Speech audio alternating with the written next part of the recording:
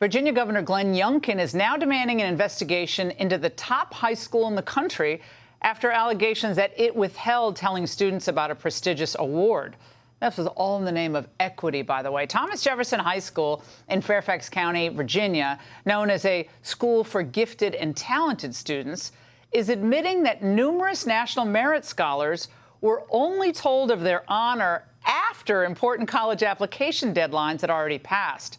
But my next guest is a parent of one of those students, is saying that the director of student services told her that it was done intentionally because he and the principal didn't want to hurt the feelings of students who didn't get the award. Oh, my God. Joining me now is Shawna Yashar, Thomas Jefferson High School mom. Shawna, I know you're a proud mother of a great son who's a senior at the school.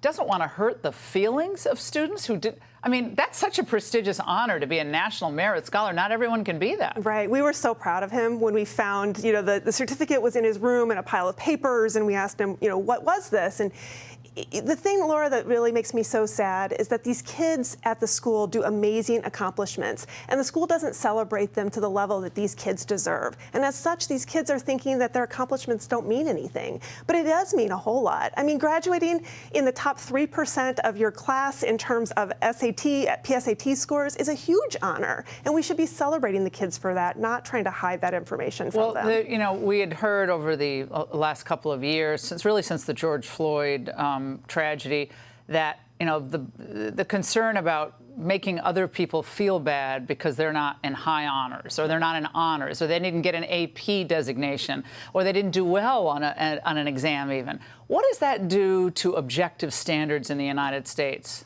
Oh, it absolutely destroys it, right? I mean, these kids are thinking that, that their accomplishments don't mean anything. Well, no, but what does it do to the kids who are coming up through the ranks, or maybe are improving over time? Why bother trying, really? Absolutely not trying. I mean, why would you? I mean, these awards don't mean anything to you. Your accolades don't mean anything to you.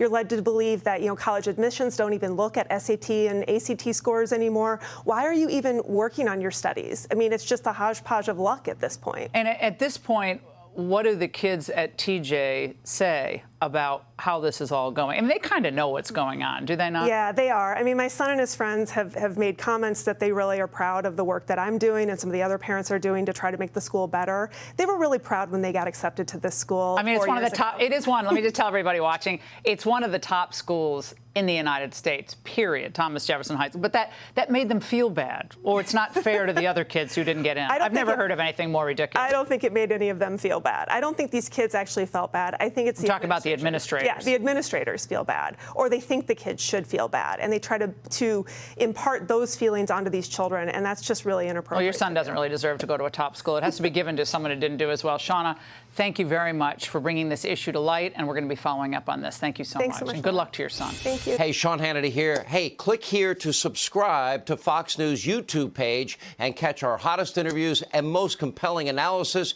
You will not get it anywhere else.